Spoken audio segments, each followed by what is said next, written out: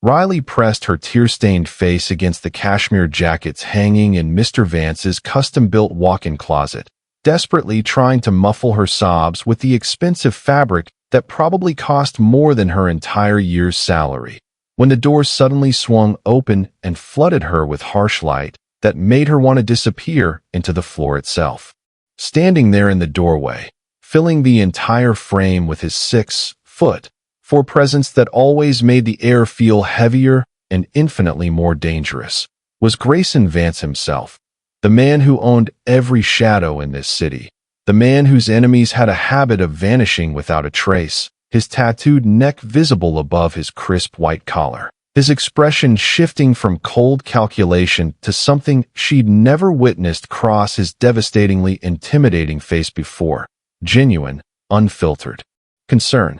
For 6 months, Riley had maintained the perfect facade of the invisible, efficient maid, the woman who never flinched when blood-stained men tracked through his marble foyer, who never asked questions about the duffel bags filled with cash that appeared and disappeared from his private study, or the late-night meetings about territories and shipments that she overheard while polishing the banister outside his office, who kept her eyes lowered and her hands steady even when her employer's brutal world crashed through this mansion like thunder through glass. She had been so careful, so meticulously invisible, cleaning his empire with practiced silence and perfectly timed routines, keeping her dangerous attraction to him buried so deep beneath layers of pressed uniform aprons and respectful distance that she sometimes almost convinced herself it didn't exist at all. But now, everything was falling apart like shattered crystal, and the one person she never wanted to see her broken was staring at her with an intensity that made her already pounding heart threaten to explode right through her chest. "Riley," he said, and the way her name rolled off his tongue in that deep, commanding voice that usually delivered death sentences and final warnings made something inside her chest crack even wider, because there was a gentleness there she'd never heard before, a softness that seemed impossible coming from a man who reportedly once killed 5 rivals in a warehouse fire on the South Side. He stepped into the closet, which suddenly felt impossibly small with his broad shoulders and powerful frame consuming all the oxygen, and Riley watched through blurred vision as his hand moved to the gun holstered at his hip before he reached out with one large, calloused hand to grip her chin with surprising tenderness, tilting her face up so she had no choice but to meet those dark, penetrating eyes that seemed to see straight through every wall she'd ever built. "Who made you cry, Riley? Give me a name, and I'll handle the disposal." The question should have terrified her, should have reminded her exactly what kind of man she worked for, what kind of violence lived behind those expensive tailored suits and that calculating gaze. But instead, something warm and desperate unfurled in her stomach, because for the first time in her entire life, someone was offering to shoulder her burdens, to eliminate her problems with the kind of permanent efficiency that only a man like Grayson Vance could provide. She opened her mouth to lie, to brush it off as nothing, to maintain the professional distance that had kept her safe and employed for these past 6 months.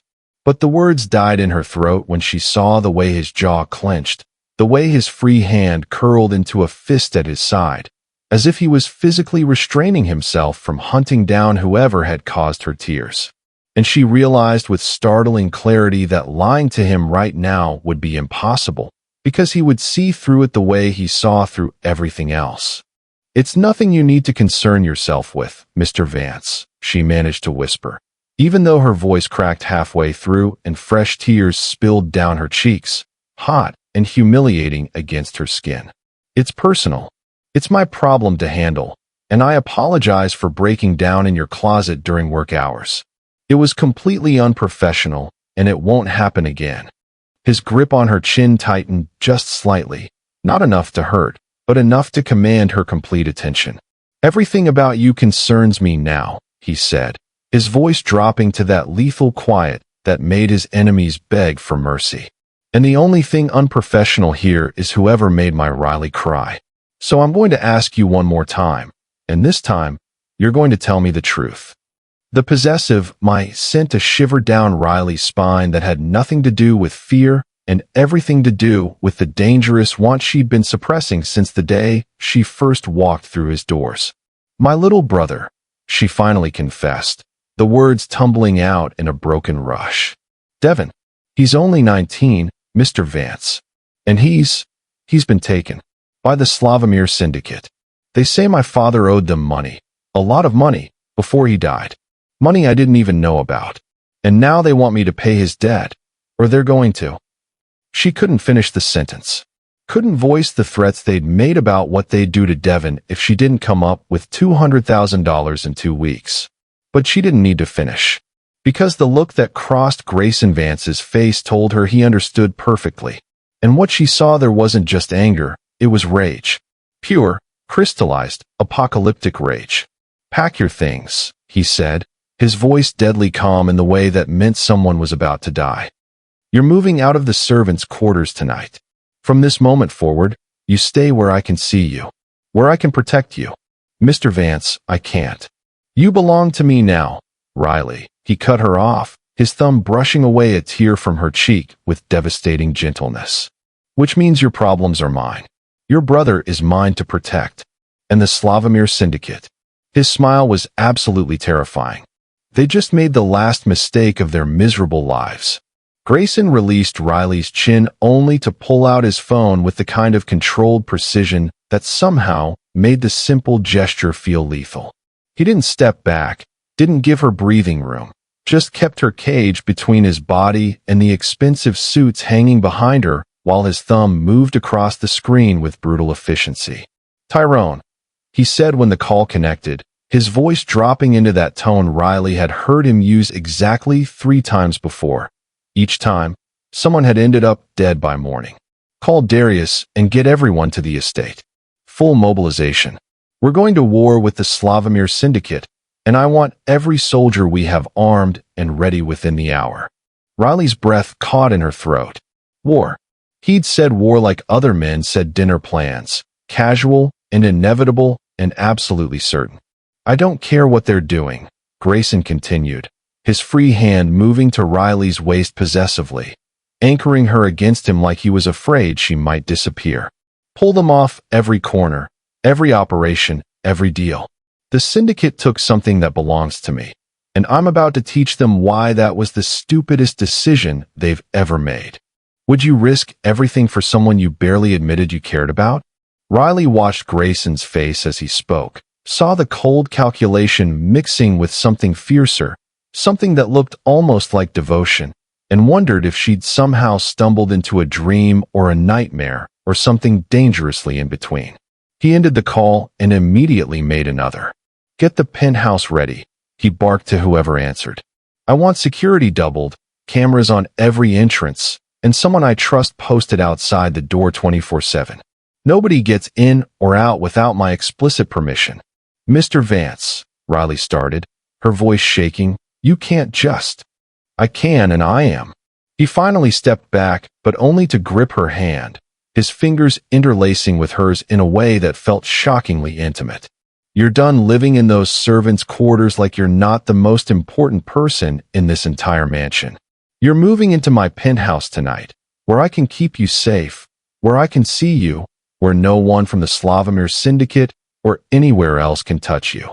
The words should have sounded controlling, should have triggered every self-preservation instinct Riley had carefully cultivated over years of surviving on her own.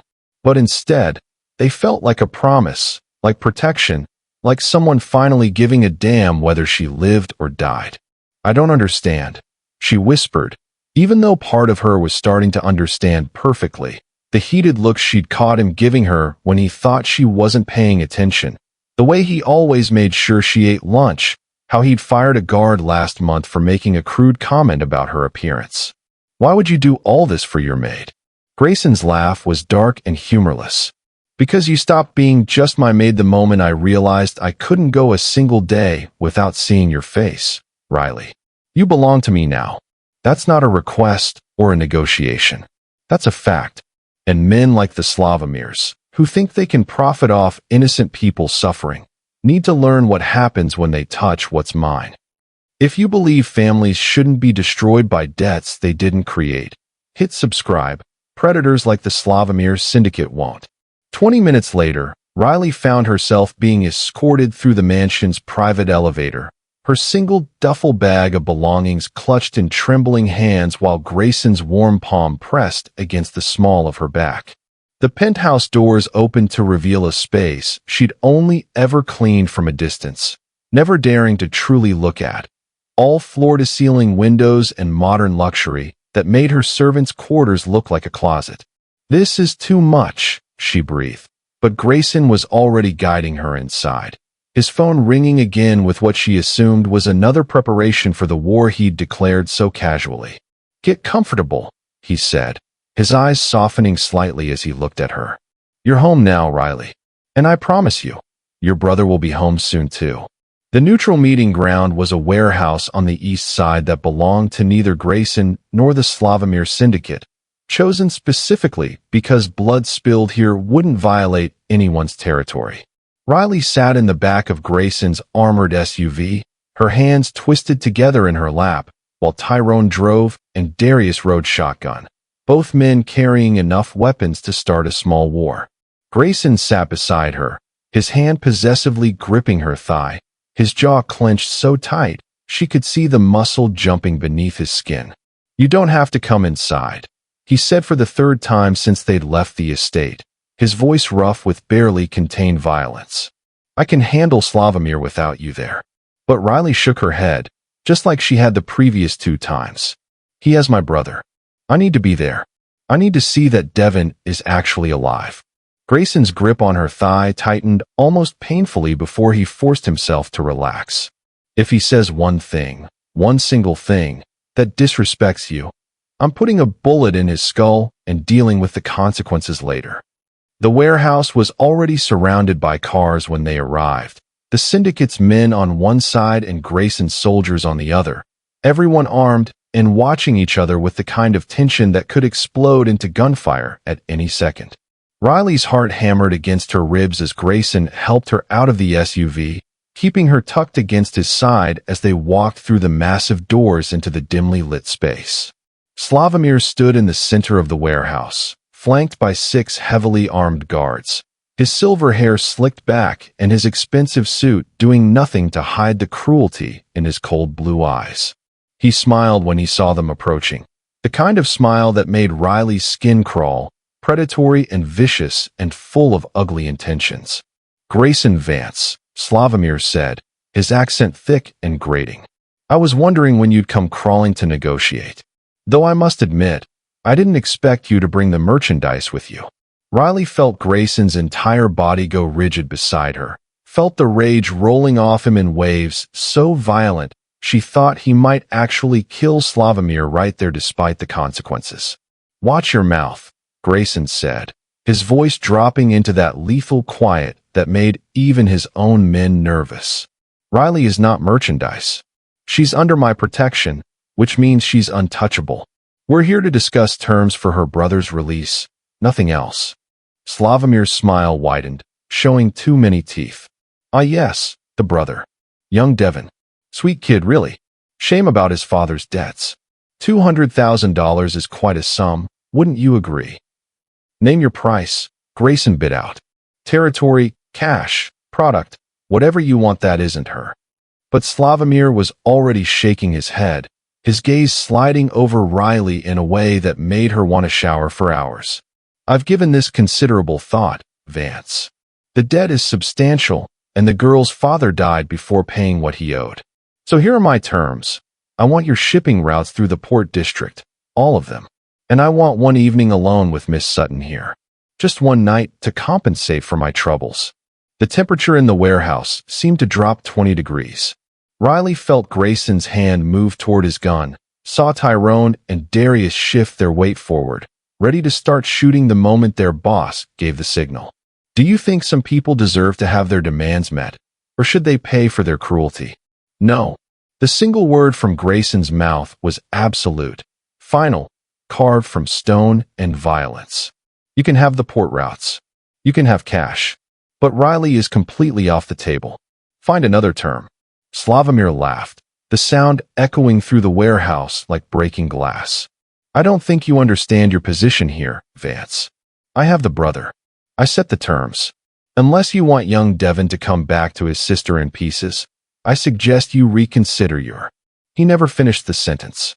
Grayson moved with terrifying speed, closing the distance between them and grabbing Slavomir by the throat, slamming him back against a steel support beam hard enough to make the entire structure shudder. Both sides raised their weapons immediately, Grayson's men aiming at the syndicate guards and vice versa. Everyone seconds away from turning the warehouse into a massacre. Listen very carefully, Grayson snarled, his face inches from Slavomir's, his hand crushing the other man's windpipe. Riley Sutton belongs to me. Not to you. Not to anyone else. Me. And I would rather burn this entire city to the ground than let you put your filthy hands on her for even 1 second. So here's what's going to happen instead. Comment, she's not property if you're standing against men like Slavomir who treat women like they're objects to be traded. Stop. Riley's voice cut through the testosterone and violence thick in the warehouse air, surprising even herself with its steadiness.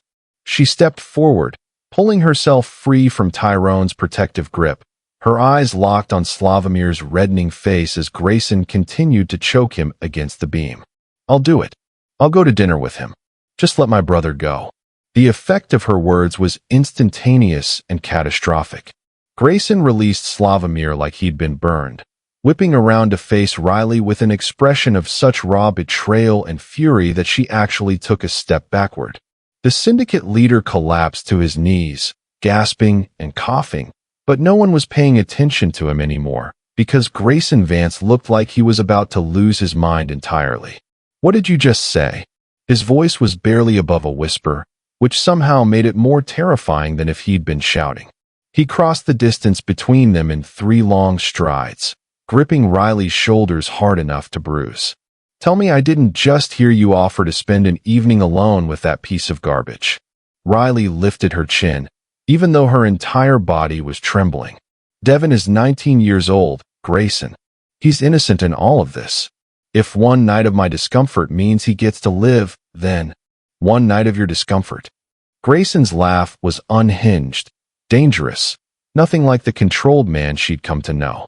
Riley, you don't offer yourself to men like Slavomir for dinner. You understand what he actually wants, don't you? What he'd do to you the moment you were alone with him. She did understand. Of course she understood. But Devon was her baby brother, the only family she had left, and she'd already failed him by not knowing about their father's debt sooner. I know what I'm agreeing to, she said quietly. And I'm saying yes anyway.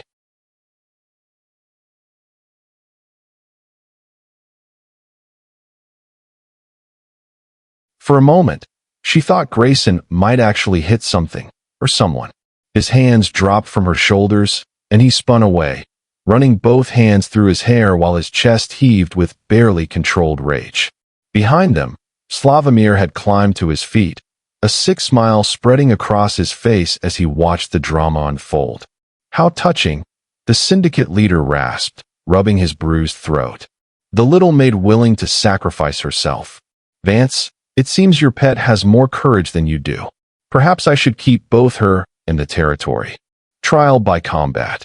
Grayson's words rang out across the warehouse with absolute authority, silencing everyone instantly.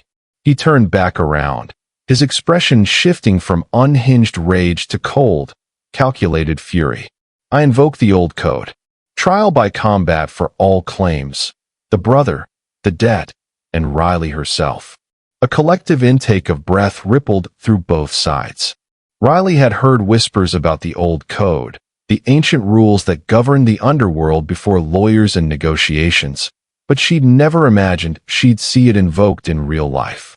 Would you fight for someone even if the odds were against you? Or would you try to negotiate your way out? Slavomir's eyes narrowed, calculating the offer. You want to fight me personally? For a maid. Winner takes everything. Grayson continued, ignoring the insult. If I win, the debt is erased, Devon walks free, and you never speak Riley's name again. If you win, you get the port routes, the debt paid, and whatever else you think you're owed. But Riley still stays untouched because she'll be a prize won in honorable combat, not a bargaining chip. And if I win, I could simply keep her anyway, Slavomir pointed out, his smile returning. You could try. Grayson's hand moved to his gun. But the code states that prizes won in trial by combat must be treated with respect, witnessed by all families. You'd have every boss in the city watching to make sure you honored the terms. Unless you're planning to violate the oldest law we have and start a war with everyone. Slavomir's jaw clenched. The old code was sacred, respected by every family specifically because it prevented endless bloodshed. Violating it would make him an outcast, a target for every organization that relied on those ancient rules to maintain order. Fine. Slavomir finally spat. Trial by combat. 3 days from now, neutral ground, witnessed by the 5 families. When I beat you to death in front of everyone, Vance, I want you to remember it was all for a woman who cleans toilets for a living. When I kill you, Grayson replied, his voice deadly calm. I want you to remember that the woman who cleans toilets has more honor in her little finger than you've had in your entire miserable existence. Drop a like if you believe people should be judged by their character, not their job.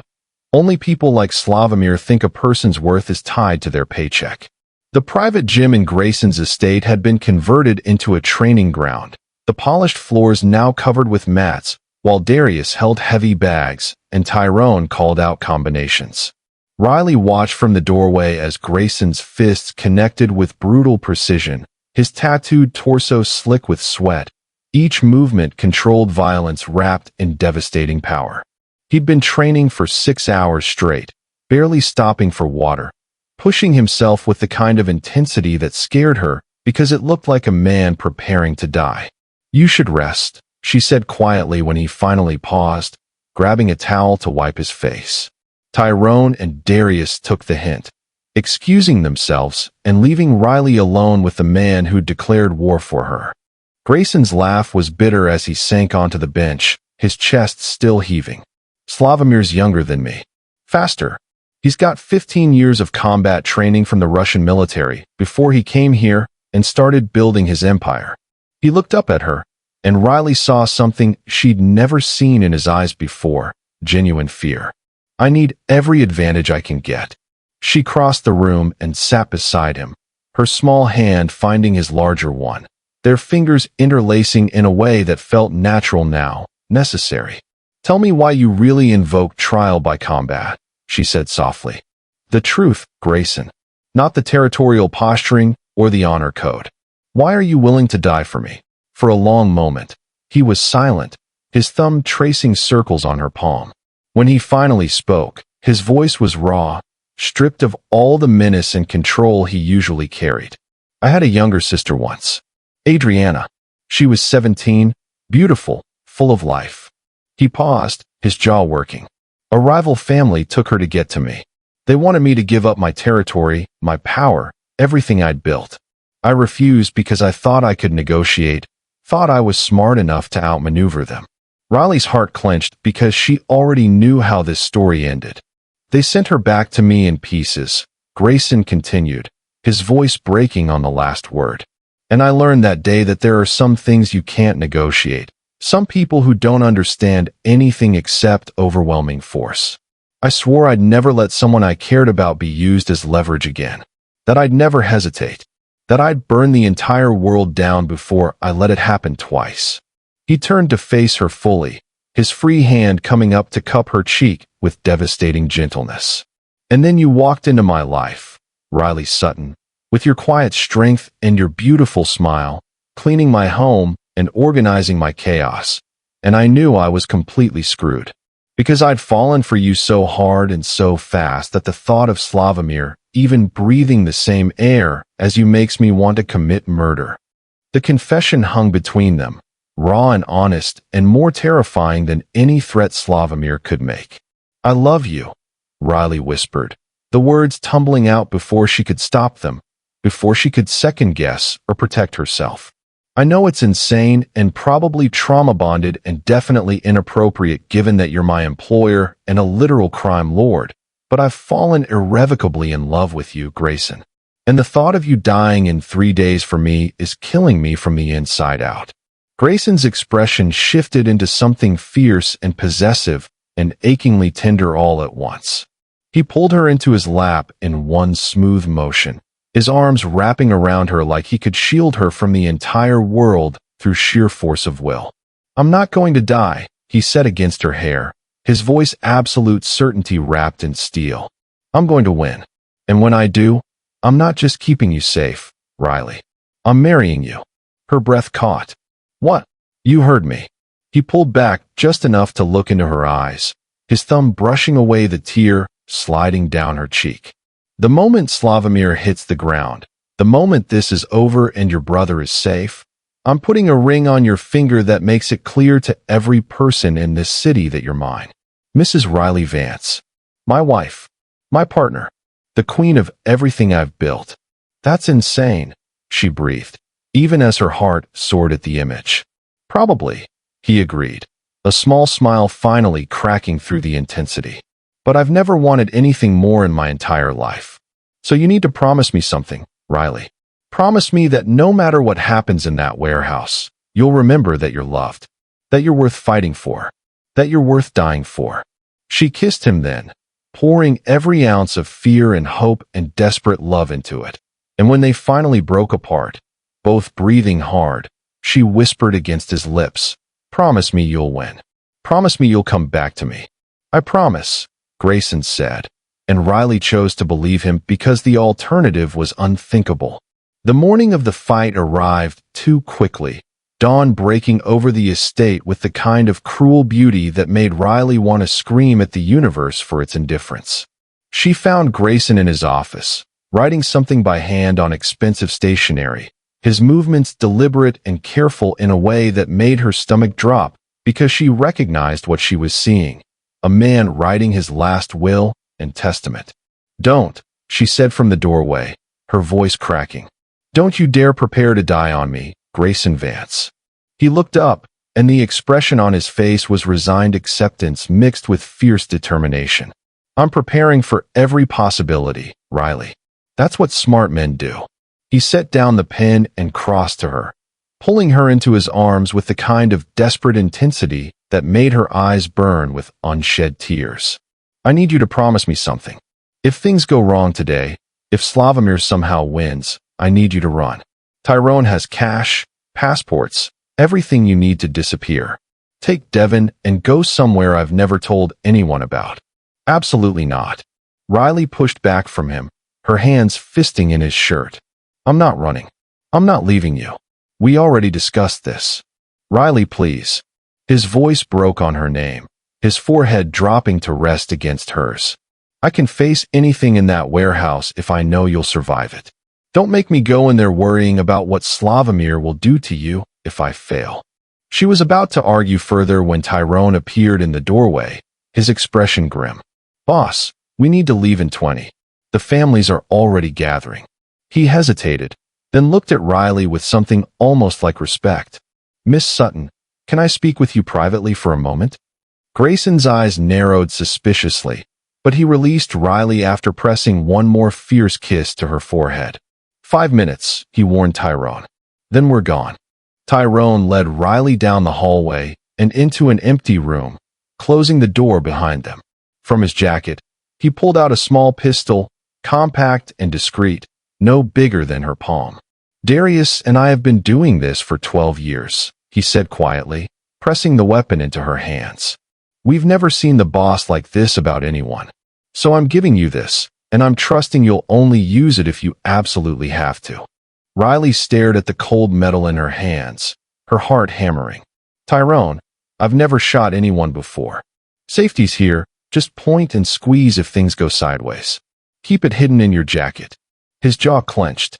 "And Miss Sutton, the boss needs to believe you're helpless in there, that you need his protection. It'll make him fight harder." She nodded, tucking the pistol into her jacket pocket with trembling hands, the weight of it both terrifying and oddly comforting. They were loading into the SUVs, Grayson's hand gripping hers like a lifeline, when Darius came running from the communications room, his face pale and his phone clutched in his white-knuckled grip. "Boss, we got a problem. A big one." Grayson went rigid. "Talk. Our contact inside the syndicate just sent this." Darius held up his phone, showing a series of text messages. "Slavomir's planning to kill Devon regardless of the fight's outcome. The kid's already dead or will be the moment the combat starts. And there's more. They've got 2 shooters positioned in the warehouse rafters. The plan is to wait until you're winning, then take you out and claim you violated the code somehow." The temperature in the garage dropped to Arctic levels. Riley felt the blood drain from her face as the full scope of the treachery sank in. Her brother was going to die no matter what happened, and Grayson was walking into an execution disguised as honorable combat. If you can't stand people who break their word and prey on the innocent, comment honor matters. Cowards like Slavomir won't. "Those bastards," Tyrone growled, his hand moving to his weapon. "Boss, we can't go in there. It's a death trap." But Grayson was already shaking his head, his expression shifting into something Riley had never seen before: cold, calculated rage mixed with absolute certainty. "We're going. But now we know what we're walking into, which means we can plan accordingly." He looked at Darius. "Get our shooters into position before we arrive. I want those rafters cleared the moment they make a move. And send someone to find Devon now. Tear apart every syndicate property until you locate him." He turned to Riley, gripping her face between his hands. "I'm still going to win this, baby. But it's going to get ugly. Stay close to Tyrone, and no matter what happens, remember that I love you." Riley's hand moved unconsciously to the pistol hidden in her jacket, Tyrone's words echoing in her mind. She met Grayson's eyes and saw her own desperate determination reflected back at her. "I love you too," she whispered. "Now let's go in this."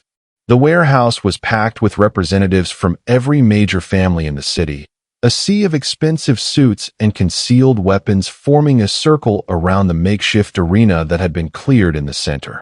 Riley stood pressed against Tyrone's side, her hand wrapped around the pistol hidden in her jacket pocket, her heart hammering so violently she thought everyone could hear it. Across the circle, Slavomir stood with his guards, that cruel smile still plastered on his face like he'd already won. The head of the Castellano family stepped forward to officiate, his weathered face grave as he recited the ancient rules.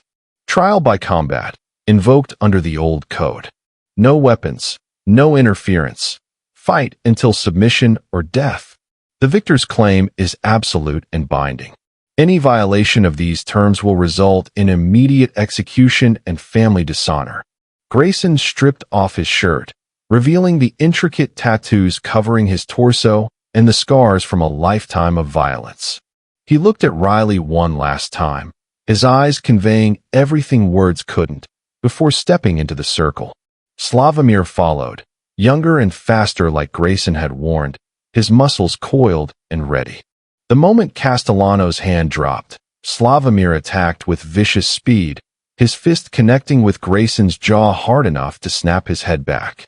The crowd erupted, but Riley couldn't hear anything over the roaring in her ears as she watched the man she loved take hit after brutal hit. Grayson fought back with savage intensity, each punch carrying the weight of his sister's death, Riley's tears in the closet, every threat Slavomir had made. Blood sprayed across the concrete floor. Grayson's eye was swelling shut, his lips split, his ribs clearly damaged from the way he was moving, but he kept coming forward like a force of nature that refused to be stopped. He caught Slavomir with a devastating uppercut that sent the syndicate leader stumbling backward, then followed with a combination that had Slavomir spitting blood. Can you respect someone who fights through pain for the people they love, or does violence have no honor? For 20 brutal minutes, they tore into each other while Riley's nails dug crescents into her palms. Then Grayson landed a crushing blow to Slavomir's temple that sent him crashing to his knees, clearly dazed and beaten. The crowd began to murmur because everyone could see it was over. Grayson had won. That's when Riley saw the movement in her peripheral vision. One of Slavomir's guards, the one positioned near the support beam, was reaching inside his jacket with the kind of deliberate precision that had nothing to do with adjusting his weapon and everything to do with drawing it. The bastard was going for his gun, preparing to shoot Grayson in the back while everyone's attention was on the combat, exactly like Darius had warned. Time seemed to slow down. Riley watched the guard's hand emerge with a pistol, watched him raise it toward Grayson's unprotected back, watched his finger move toward the trigger. She didn't think, didn't hesitate, didn't second-guess. Her hand was already moving, pulling Tyrone's pistol free from her jacket, her thumb flicking off the safety like he'd shown her. She raised the weapon with both hands, aimed at the guard's center mass, just like every movie she'd ever seen, and squeezed the trigger. The gunshot was deafening in the enclosed space, echoing off the warehouse walls and freezing everyone in place. The syndicate guard dropped like a puppet with cut strings, his own weapon clattering across the concrete floor, a bloom of red spreading across his chest. Every eye in the warehouse turned to Riley, standing there with the smoking pistol still raised, her chest heaving and her hands surprisingly steady. The shock on their faces would have been comical if the situation weren't so deadly serious. Rule violation. Tyrone's voice rang out clearly, filling the stunned silence. The syndicate attempted to interfere with trial by combat. Under the old code, this forfeits all claims and grants immediate victory to Grayson Vance.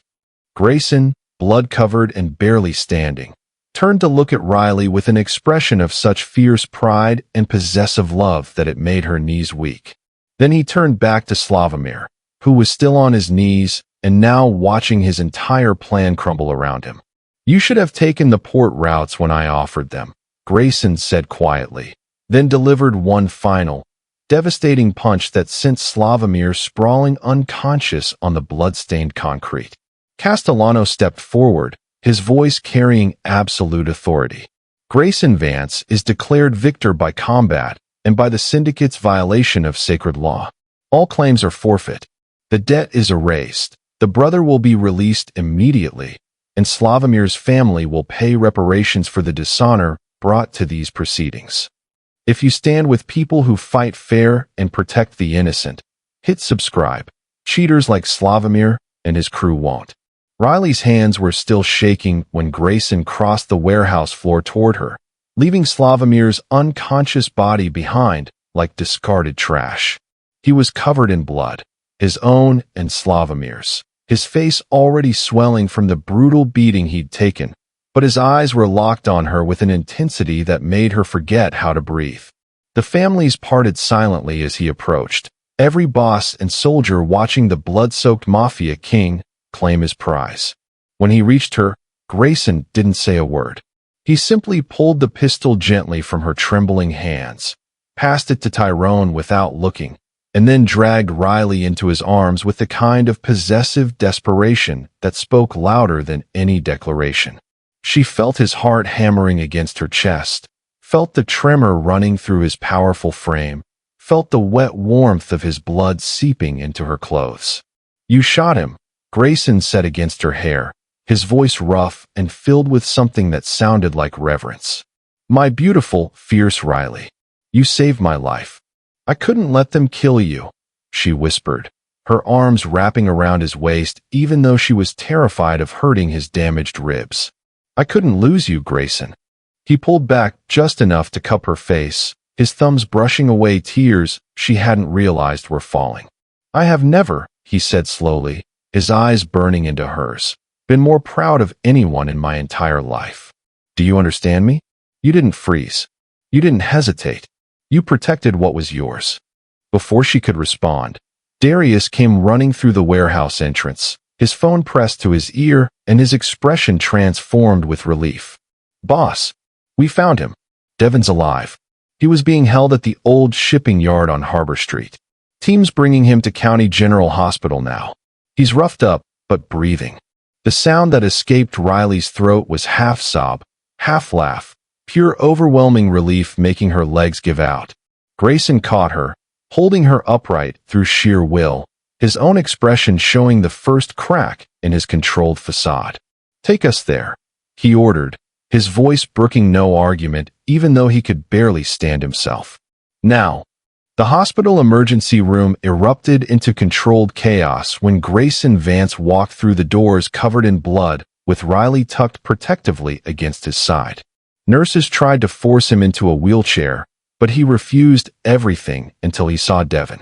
They found her brother in a private room that Darius had somehow secured, the 19-year-old's face bruised and swollen, but his eyes bright with tears when Riley burst through the door. Riley. Devon tried to sit up, wincing at the movement. God, I thought I was dead.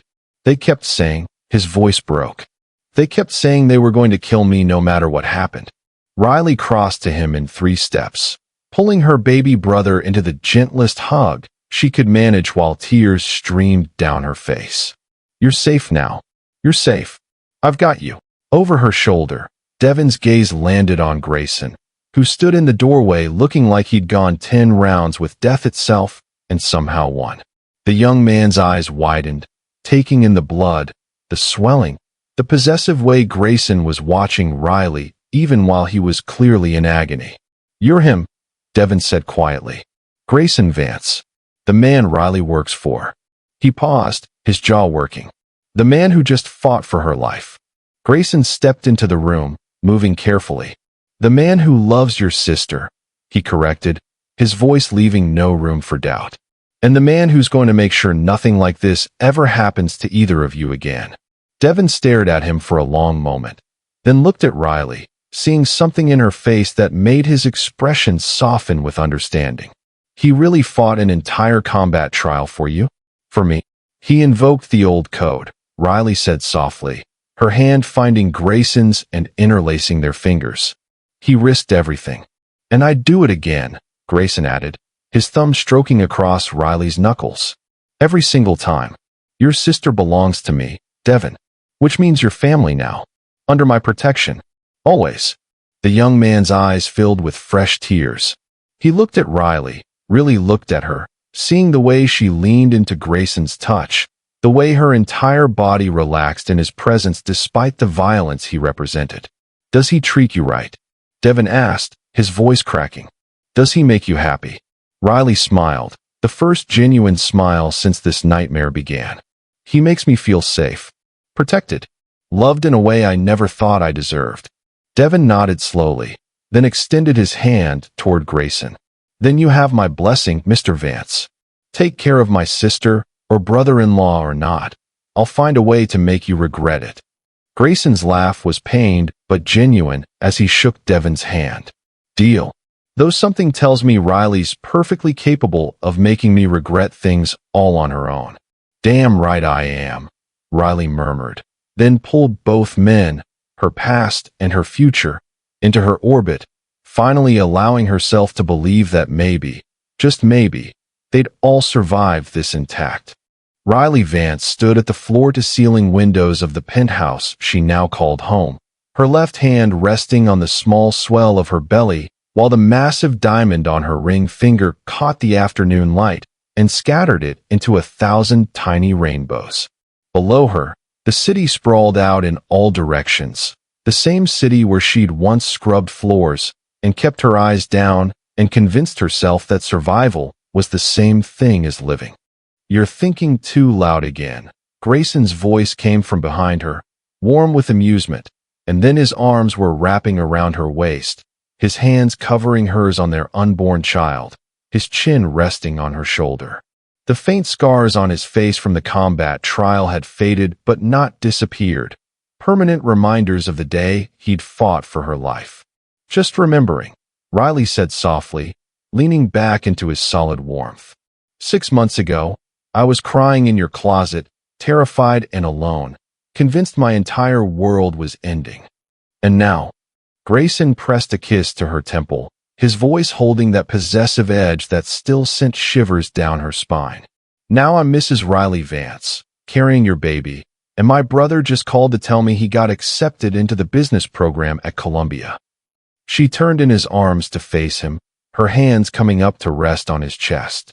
Devon's running the community center you funded in his name. He's talking about opening a second location.